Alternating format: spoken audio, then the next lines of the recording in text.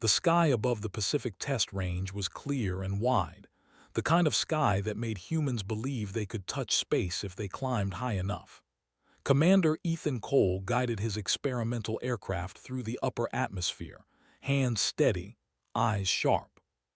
The craft was fast, quiet, and fragile, built to test new engines, not to survive surprises. Then the warning alarm screamed. Ethan frowned and checked his instruments. The readings made no sense. Something large had appeared above him, tearing through the thin edge of Earth's sky like a wounded animal falling from space. It was not a satellite. It was not human. The object burned, spun, and broke apart as it fell. "Unknown contact," Ethan muttered. "This is not on any schedule." Mission Control ordered him to pull back immediately. Unknown meant dangerous. Dangerous meant retreat. Ethan watched the falling object again. It was losing control fast. Its path pointed directly toward a coastal city far below. Millions of lives sat under that falling fire. He made his choice in a single breath. Ethan pushed his engines past safe limits and climbed. The experimental craft shook, metal screaming in protest, but it obeyed. As he closed the distance, he saw the truth clearly. The falling object was a ship, alien in design, smooth and broken, leaking energy and flame. He matched its spin, flying dangerously close.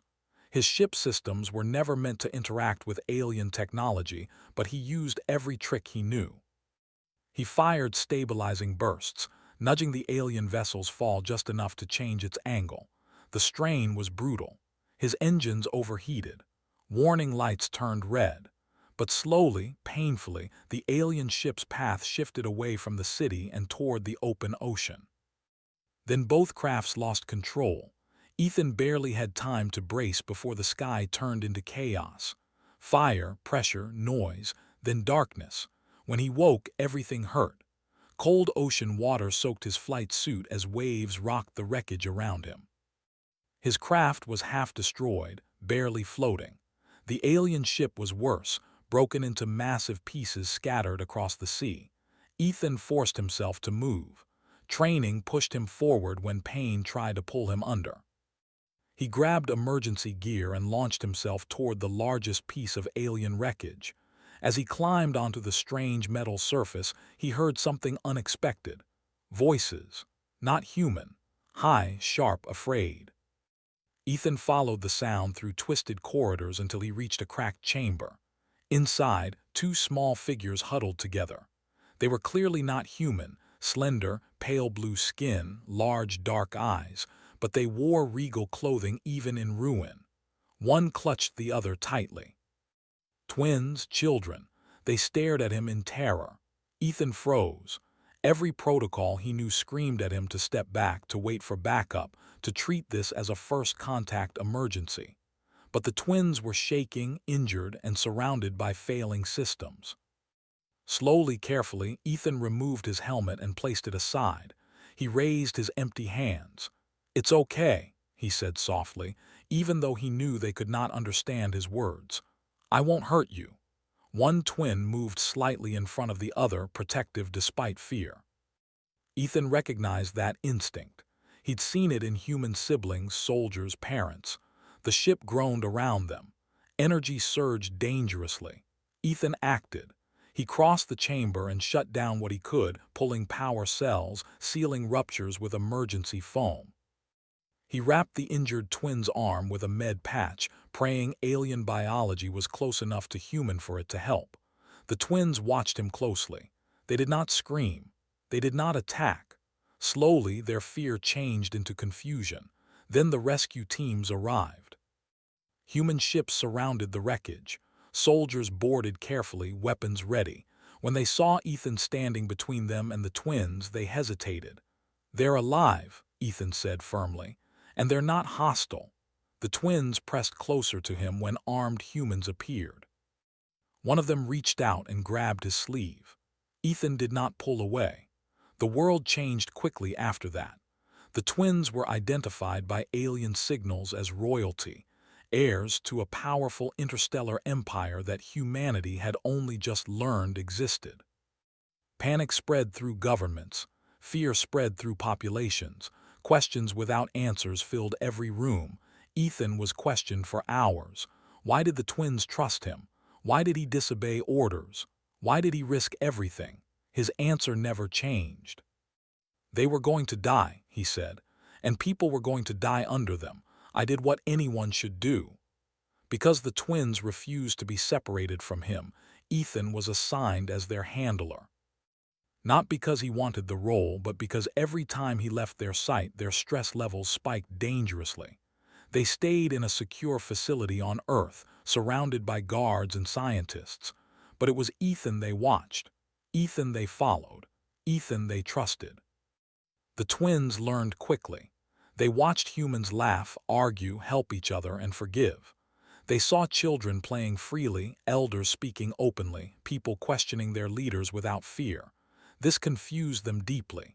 In their empire, obedience was absolute. Power decided worth. Compassion was weakness. Ethan showed them something else. He brought them simple food.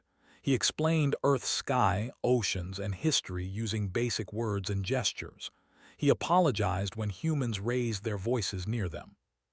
He never treated them as trophies or weapons. Alien diplomats arrived soon after. Their ships filled Earth's orbit like silent threats. Their demands were clear. Return the royal twins immediately. The twins listened as the messages were translated. They listened as humans argued about politics, fear, and survival. Then the twins surprised everyone. They refused. They spoke clearly, their voices steady. They told their people the truth, that their ship had failed, that a human pilot had saved them at great personal cost, that Earth had shown them mercy instead of fear. They declared Earth a place of safety. The alien empire was stunned. Humans were stunned even more. Ethan stood quietly beside them, feeling very small as history bent around him. He had only been a pilot, but sometimes that was enough. Far above Earth, alien warships waited. Far below, humanity watched the sky with uncertain hope. And between those worlds stood one human, two royal twins, and a choice that would echo across the stars. The secure facility was built deep into a mountain, far from cities and cameras. Thick walls of steel and stone surrounded it, but inside, the atmosphere was tense rather than hostile. Soldiers stood guard at every corridor, yet they kept their distance from the two alien royals who now lived there. The royal twins stayed close to Ethan Cole. Whenever he entered the room, their posture relaxed. When he left, they followed him with their eyes until the door closed. Doctors and scientists noticed it quickly. Their stress readings were clear. Ethan was not just a protector to them anymore. He was an anchor. Because of that, command made a decision. Ethan was reassigned, not to flight duty, not to combat. He became the twins' official human liaison. Ethan did not feel ready for such a role. He was a pilot, trained to react fast and think simple. Politics was slow, heavy, and full of hidden dangers. But when he looked at the twins, sitting quietly, observing everything with sharp, intelligent eyes, he knew saying no would only frighten them. So he stayed. The twins learned Earth fast. They learned words by listening and copying. Their language was complex, filled with tones and meanings, but they adapted to human speech with surprising speed. Within weeks, they could form short sentences. "What is this place?" one of them asked, touching the glass window that showed a false sky. "This is Earth," Ethan replied gently. "It's our home." They shared a glance, communicating silently in a way Ethan could not understand. Then the other twin asked, "Why guards everywhere?" Ethan paused. He chose honesty. "Because people are afraid," he said. "And when people are afraid, they try to protect what they care about." The twins considered this. In their empire, fear meant punishment. Fear meant control. Protection did not exist without dominance. They watched humans closely after that. They watched doctors argue with officers to reduce guard presence near their room. They watched soldiers quietly place extra blankets when they thought no one noticed. They watched technicians work through nights to stabilize alien equipment, not for power but to prevent harm. The twins asked many questions. Why do humans speak freely to leaders? Why do children run without fear? Why did you disobey orders to save us? That question stopped Ethan. He answered slowly, because orders don't matter more than lives. The twins did not respond right away. Their faces showed something close to shock. In their empire, obedience was life. Disobedience was death. Days passed, then weeks. Above Earth, alien ships remained in orbit, silent, watching. Their presence weighed heavily on every decision made on the planet. Diplomats spoke carefully. Militaries prepared quietly. Alien envoys finally arrived on the ground. Tall, armored, eyes cold with authority. They demanded access to the twins. The twins refused to meet them alone. They asked for Ethan. The meeting room was large, designed to appear neutral. Flags were removed. Weapons were hidden but close. The twins sat side by side, smaller than the envoys but calm. Ethan stood slightly behind them, hands relaxed, heart heavy. The lead envoy spoke with a sharp voice. "You will return home. Earth has no claim over you." The twins listened. Then one of them replied clearly and firmly, "We choose where we stand." Murmurs spread through the room. The envoy's eyes narrowed. "You are not capable of choice. You are assets of the Empire." Ethan tensed. He took one step forward before he could stop himself. The twin closest to him lifted a hand slightly, a silent request. "Trust." The second twin spoke. "This human saved our lives. His people protected us without demand. That alone gives them our voice." The envoy turned toward Ethan, studying him like a tool, not a person. One human changed nothing. Ethan met the alien's gaze. "Maybe," he said quietly. "But sometimes one is enough." The meeting ended badly. The envoys left with threats disguised as warnings. The orbiting ships adjusted positions. Military analysts called it pressure. Some called it preparation. The twins felt it. Their sleep became restless. Their calm broke into moments of silent fear, not of Earth, but of what waited beyond it. One night Ethan found them awake, sitting near the artificial window. "You regret staying?" he asked softly. They shook their heads at the same time. "We fear return," one said. The other finished the thought. "We fear becoming weapons." Ethan sat with them until morning. Earth's leaders debated endlessly. Some wanted to give the twins back to avoid war. Others believed surrender would only invite more demands. The twins watched all of it. One afternoon they made a request. They wanted to see Earth, not the facility, not screens, the real world. Security nearly shut the idea down immediately, but Ethan argued for it. Calm exposure, controlled movement, human interaction. He believed it mattered. After long debate, permission was granted. They went to a small coastal town. No cameras, no announcements. The twins felt the sun directly for the first time since the crash. They watched waves crash endlessly without command. They saw people walk freely, choosing where to go, what to do. A child waved at them. The twins froze. Then slowly they waved back. The child smiled and ran off.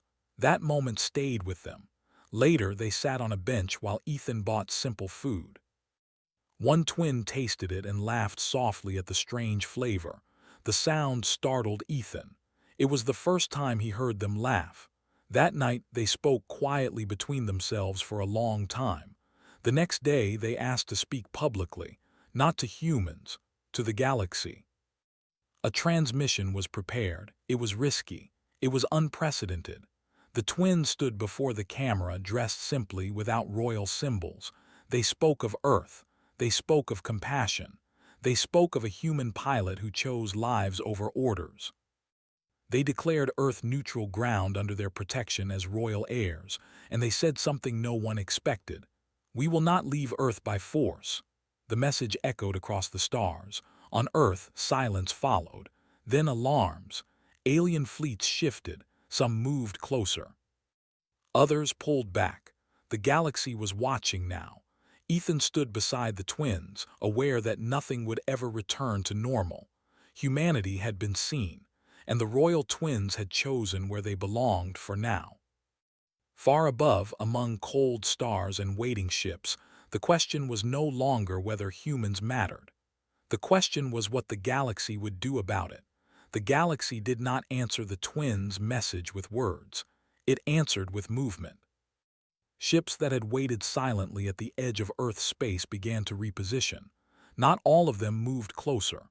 Some pulled away as if thinking again. Others arrived, larger, heavier vessels, their shapes sharp and aggressive. Human satellites tracked everything. Military rooms filled with quiet voices and fast calculations. On Earth, fear spread, but panic did not. Human leaders chose calm over noise. There were no loud speeches, no threats sent into space. Instead, defenses were prepared quietly. Systems were tested. Old technologies were upgraded in strange, clever ways.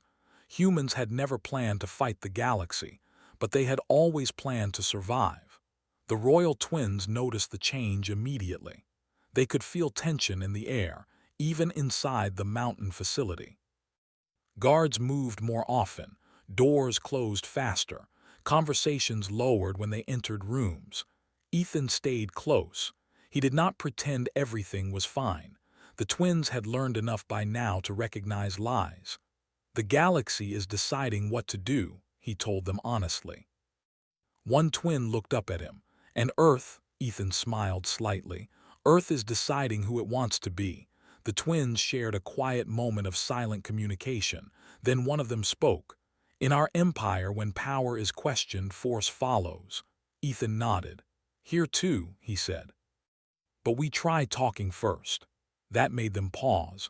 The alien fleet sent another message. This time it was not addressed to Earth's governments. It was addressed directly to the twins. Return now, the message said, or Earth will suffer consequences. The twins listened carefully. Their expressions did not change, but their hands tightened together. Ethan stood nearby, feeling anger rise in his chest. Before anyone else could speak, the twins requested a response be sent. Not a surrender, not a refusal, a conversation. Human diplomats hesitated. The risk was enormous, but the twins insisted. This was their empire. Their voice carried weight. A secure channel was opened. The twins spoke calmly. They explained that Earth had acted with honor, that humanity had shown restraint, that any attack on Earth would be seen as an attack on them. The response was cold. Earth is weak, the Empire replied. Emotion has no place in survival. The channel closed. Hours later, human sensors detected something worse. A small, fast alien vessel broke formation and slipped toward Earth unnoticed, too small to be a warship, too quiet to be accidental. It was not a diplomat. It was a retrieval team. Ethan was in the facility's common area when alarms sounded. Red lights flashed. Guards rushed into motion. What's happening? One of the twins asked. Ethan listened to his earpiece, face hardening. Someone is trying to take you, he said. The twins did not panic. Instead, they stood. Then they do not understand Earth, one said. The alien vessel entered Earth's atmosphere using stealth systems far beyond human tech. It aimed directly for the mountain facility, confident in its speed and surprise. But humans had something the galaxy underestimated: improvisation. Old radar systems were recalibrated. Civilian satellites were repurposed. Amateur astronomers unknowingly provided extra data. Within minutes, the vessel was detected. Human aircraft launched, not the most advanced but heavily modified. Old frames with new engines. Simple weapons adjusted in clever ways. Ethan watched from a command room, fists clenched. He wanted to be in the sky. Instead, he was needed on the ground. The alien vessel descended fast, ignoring warnings. It believed Earth would not dare fire near the twins. It was wrong. A human aircraft flew directly into its path, releasing a burst of electromagnetic interference, crude, risky, but effective. The alien ship lost control, swerving off course and crashing into the sea miles away from the facility. The retrieval team never reached land. The message was clear. Earth would not hand the twins over quietly. The reaction was immediate.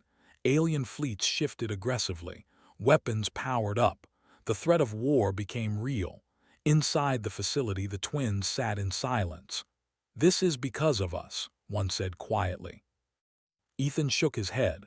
"No," he replied, "this is because someone tried to take what wasn't theirs." The twins looked at him with something deeper than trust now, respect. They requested access to Earth's strategic discussions. Again, leaders hesitated. Again, they agreed. The twins entered rooms filled with generals, scientists, and diplomats. They listened more than they spoke. When they did speak, people listened. They explained alien doctrine, how the Empire thought, where it was rigid, where it could not adapt. "Your strength," one twin said, "is not your weapons, it is your unpredictability." Humans exchanged glances. That sounded familiar. Plans were adjusted, not to attack but to endure, to make conflict costly, to show unity without aggression. Ethan watched it all, amazed. Humans and aliens planning together, not as rulers and subjects but as partners. Then came the test. A foreign alien faction, not the royal empire but a rival power, made a move. Seeing tension as opportunity, they launched probes into Earth's space, testing defenses. Human systems responded instantly, not with destruction but with control. The probes were captured, studied, returned with messages attached. "Do not come closer." The galaxy took notice. The twins realized something important then. Earth was not afraid. Earth was careful. One evening, as stars filled the artificial sky above the facility, one twin spoke softly. "In our empire, strength means control over others." The other continued. "On Earth, strength seems to mean control over oneself." Ethan smiled. "We mess that up sometimes," he admitted. "But we try." The twins made another decision. They requested a broadcast, not as royals but as witnesses. They spoke to the galaxy again. They described Earth's restraint, its refusal to strike first, its willingness to protect without domination. They warned the Empire. "If you attack Earth," they said, "you will not face a weak world, you will face a united one." The message spread. Some alien powers withdrew entirely. Others hesitated. The Empire did not answer, but its fleet slowed. For the first time, the threat of immediate war faded. Ethan stood beside the twins afterward, exhausted. "You didn't have to do that," he said. One twin looked at him. "You stood between us and soldiers in the wreckage." The other added, "Now we stand between Earth and the Empire." Far above, ships drifted in uneasy silence. The galaxy was learning something new. Humanity was not loud, not cruel, not submissive. Humanity endured, and that scared those who only understood force. The storm had not passed, but the balance had shifted. And everyone on Earth and among the stars felt it. The night was quiet, but inside the mountain facility, tension hummed like electricity. Alarms had stopped, but the memory of the previous attack lingered. Ethan Cole walked the halls, his boots echoing on the reinforced floors. The twins followed closely, their hands barely brushing his back as if seeking invisible reassurance. They had been awake for hours, speaking quietly to each other in their own language, but their expressions were grave. Ethan had learned to read those expressions. They were planning something. Hours later, intelligence confirmed it. A small fleet from a rival faction had left the edges of the solar system. Their goal, the twins, not the humans directly but the heirs. It was a desperate attempt to seize control, to exploit the fragile situation. The Empire's rivals saw opportunity and fear. Ethan sat in the command room, reviewing maps and data streams. Satellites, ground-based radars, old human drones retrofitted for space operations. They were all tracking the incoming fleet. It was small, fast, and clever but predictable in patterns. The twins entered behind him. One twin touched the holographic map, her fingers tracing the incoming vessels. "They do not know our protection," she said. Ethan glanced at her.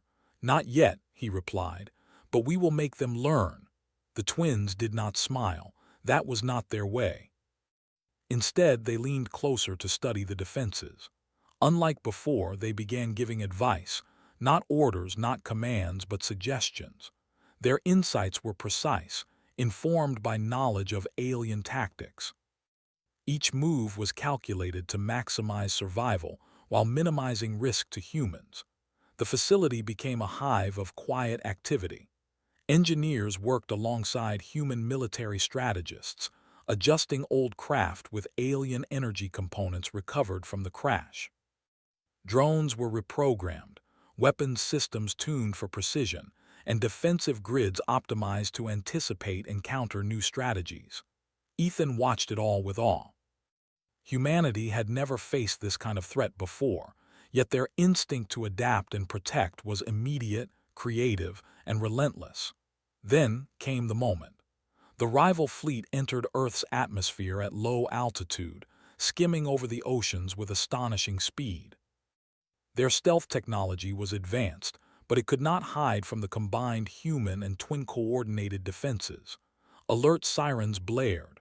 Lights flashed red across the command room.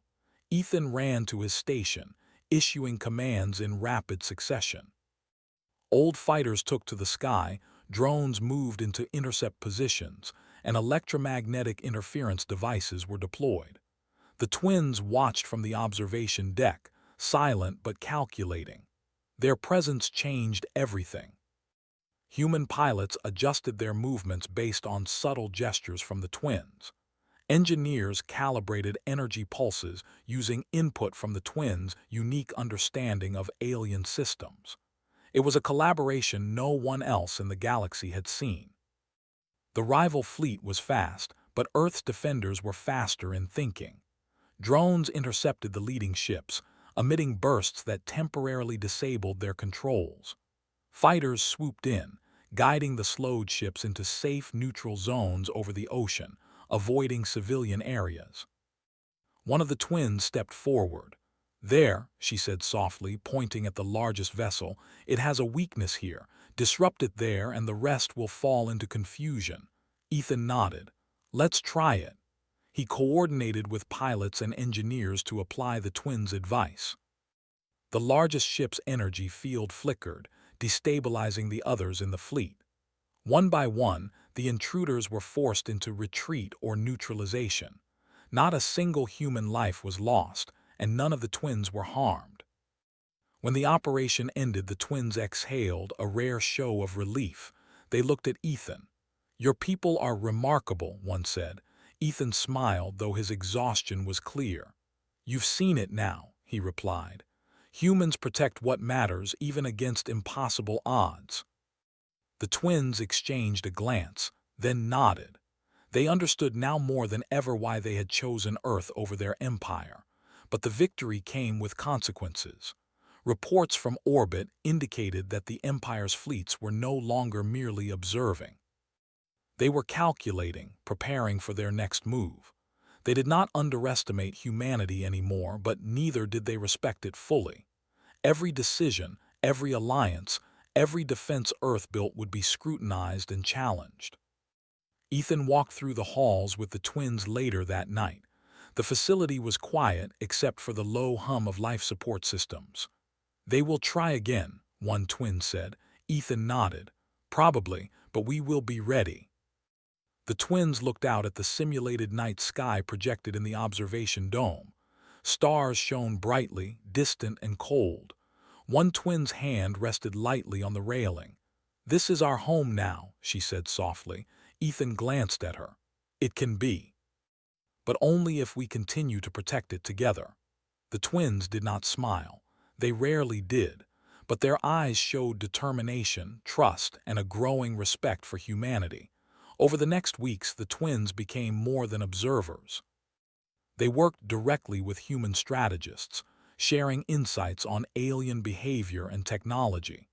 Their presence accelerated Earth's technological advancement and preparedness. Humans began to understand subtle strategies of interstellar politics, energy manipulation, and tactical planning that had once been beyond their reach. Ethan remained their constant companion. Not a teacher, not a commander, but a partner in every sense. He explained human ways, listened to their questions, and sometimes simply stayed silent while they processed new ideas. His patience and courage had earned their trust beyond what any human diplomat could achieve. Then came the message from the Empire itself. It was formal, imposing, and direct. Return the royal twins immediately or face consequences. The exact nature of the consequences was left deliberately vague, but the implication was clear. They were ready to enforce obedience. The twins read the message carefully. They did not panic, they turned to Ethan. "What do we do?" one asked. Ethan looked at the stars through the dome. "We defend them," he said simply. "The Empire will learn Earth cannot be bullied easily. And we'll show them that humans will fight not for power, but for those who cannot protect themselves." The twins nodded, understanding fully. Their decision to stay was no longer just preference, it was responsibility. Plans were drawn, drills conducted, and simulations run. Every system on Earth that could be utilized for defense was prepared. Humans worked tirelessly, blending old strategies with new insights provided by the twins. Finally, the rival faction's scouts returned. This time they came with greater force, hoping to exploit any weakness. But Earth was ready. Ethan led a small strike team personally. Not in the largest vessels, not in the most advanced fighters, but in modified human craft equipped with the twins' knowledge of alien systems. Together, they coordinated a brilliant defense. Drones, ships, and ground-based energy grids moved with precision. The alien fleet found itself confused, its plans disrupted at every turn. The twins observed, providing guidance that turned the tide decisively. They were not just survivors anymore, they were active defenders. By the end of the engagement, the alien fleet retreated in disarray. Their scouts returned with data showing a united, resourceful, and unpredictable humanity. The galaxy had been warned. Earth could not be easily conquered, and the royal twins were under its protection. Ethan and the twins returned to the facility exhausted but triumphant. They had defended the planet without firing a single shot that caused unnecessary damage. Their actions had proven humanity's resilience, creativity, and courage. The twins spoke quietly afterward. "We see now," one said, "why your people survive against impossible odds, not strength alone but unity and care for others." Ethan smiled. "It's not perfect," he admitted. "We make mistakes, but we try, and we fight for those who cannot fight for themselves." The twins looked out at the stars again, feeling the weight of their choice. Earth was their new home, not just a place of safety, but a symbol of what they now valued most. They had learned the human way. And the galaxy would never forget it. The stars above Earth had always seemed distant, cold, and untouchable. Yet, in the months since the twins' arrival, Earth had changed, and the galaxy had taken notice. Ethan Cole walked through the halls of the mountain facility, the twins at his side. What had begun as a quiet mission to protect two children had grown into something much larger, the survival of humanity in the eyes of the stars. Reports flowed in continuously. Alien fleets remained in orbit, now observing rather than threatening. Diplomats from various systems had arrived, seeking contact, alliances, and trade. Some came out of curiosity, others came out of caution. The royal twins' presence had shifted the balance of perception. Humanity was no longer weak or naive. They were clever, resilient, and worthy of respect. Ethan paused to watch the twins as they moved through a hall lined with holographic maps of nearby star systems. Their posture was more relaxed than it had been at the start, yet their eyes remained sharp and attentive. They had learned quickly, absorbing human ways while blending them with their own knowledge. "They are different now," one of the twins said quietly. Ethan glanced at her. "Different how?" "They understand the value of cooperation," she replied. "Not obedience, not control, cooperation. They protect each other because it matters, not because they must."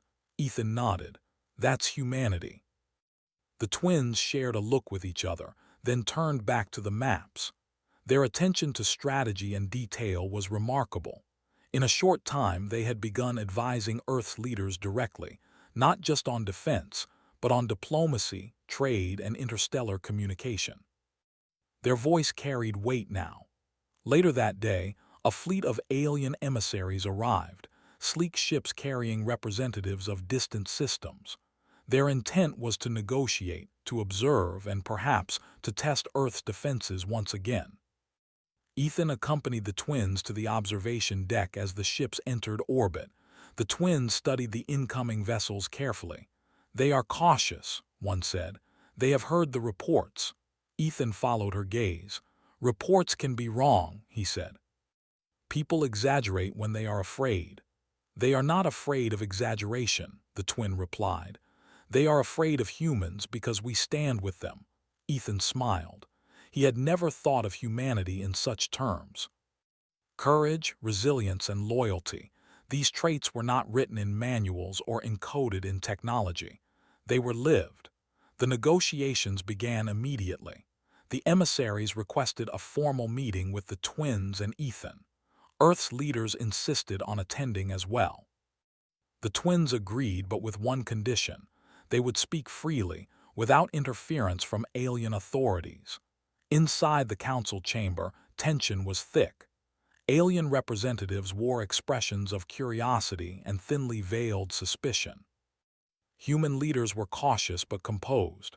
The twins entered, standing with Ethan slightly behind them, not as guardians but as companions. The twins began to speak. They explained the events that had brought them to Earth, the courage shown by Ethan and the humans, and the choices that had defined their time on the planet. They emphasized that humanity was not weak or submissive. It was adaptable, resilient, and capable of thinking in ways alien empires could not predict. The emissaries listened carefully. Some nodded in acknowledgement. Others remained silent, processing the unprecedented perspective. "You value life above power," one emissary finally said. "This is unusual." The twins nodded. "This is why we stay," one said. "Not because Earth is safe, but because it is worth protecting." Ethan watched as the words sank in. The atmosphere in the room shifted. Respect replaced suspicion. Curiosity replaced threat. The galaxy was learning a lesson it had not expected. Humans were not to be underestimated. Following the meeting, the twins requested a tour of human settlements. They wanted to see daily life, to understand the culture they now called home. Ethan guided them through towns and cities, introducing them to farmers, engineers, teachers, and students. Everywhere they went, humans welcomed them, not as royalty but as visitors, and as part of the world they now shared. Children were fascinated by their appearance, but unlike the alien empire, Earth's children were not afraid. They asked questions, played games, and shared stories. The twins laughed for the first time in weeks, a sound that warmed even Ethan's tired heart. During one visit to a coastal town, the twins watched fishermen hauling nets filled with fish. One twin asked Ethan why humans risk their lives in such simple work. "Because it feeds others," Ethan said. "Because it matters to someone else. Strength is not only about fighting, it's about caring." The twins nodded, understanding more than words could convey. Back at the facility, the twins began preparing for a public announcement. They wanted the galaxy to know their decision was final. Earth was under their protection, and humanity's courage had earned respect. When the broadcast went live, the message was clear. The twins spoke to every system that could receive it. They spoke not as conquerors, not as rulers, but as witnesses. They described the bravery, creativity, and loyalty of humans. They explained how a single human pilot had saved their lives and, in doing so, had changed the course of galactic perception. The galaxy listened. Ships paused in orbit. Diplomats reconsidered plans. For the first time, many systems saw Earth not as a minor world, but as a place of influence, guided by principles that even mighty empires could not ignore. Ethan and the twins watched the response unfold. Messages of respect and cautious alliance arrived from distant systems. Some sent gifts of knowledge, technology, and culture. Others asked for guidance, eager to learn the ways of humanity. The twins turned to Ethan. "You have shown us something no one else could," one said. "Courage and wisdom exist even in those who seem ordinary." Ethan shook his head. "No, humanity did this. I only stood with you. That is all any of us can do." The twins smiled faintly. They had learned more than survival. They had learned trust, loyalty, and the quiet power of ordinary beings who choose to act when it matters most. In the months that followed, the twins settled fully on Earth. They explored cities, oceans, and forests. They participated in scientific research, diplomacy, and education. Humans taught them art, music, and history. The twins taught humans strategy, alien languages, and advanced technologies. Together, they built bridges between worlds that had never imagined friendship. The Empire watched silently, measuring every development. Some fleets returned to distant sectors. Others stayed, observing but no longer threatening. Humanity had proven itself, not through conquest but through endurance, cleverness, and heart. Ethan continued to fly as he had always loved to do, yet his missions now carried greater purpose. He trained humans and aliens alike, shared tactics and experiences, and ensured that Earth remained a place worth defending. The twins often joined him during simulations, offering insights, asking questions, and learning the thrill of human ingenuity. Together they pushed boundaries, proving that collaboration could outmatch domination. One evening, as the sun set over the mountains, Ethan stood with the twins on a cliff overlooking the ocean. Waves crashed rhythmically, endless and indifferent. The twins watched in quiet wonder. "We belong here," one said softly. "Earth is home," the other added. Ethan nodded. "And humanity is worth it. Every struggle, every risk, every choice to stand up for what matters. That is why Earth will thrive." The twins turned toward him. "We understand now," they said together. "Not just survival, but the value of life, the value of courage, the value of unity." Ethan smiled, feeling the weight of months of fear, planning, and uncertainty lift slightly. "Then you know why we fight, not for glory, not for power, but because it matters." Stars began to appear in the darkening sky. Distant lights from orbiting stations shimmered faintly. Far away, alien vessels observed silently, unsure how to respond to this new reality. Ethan, the twins, and the humans they had inspired now stood together. Not as rulers and subjects, not as conquerors and conquered, but as a united force bound by respect, trust, and courage. Earth had changed. The galaxy had changed. And the royal twins, once strangers from another world, had chosen to remain, not for fear, but because humanity had earned their hearts and their loyalty.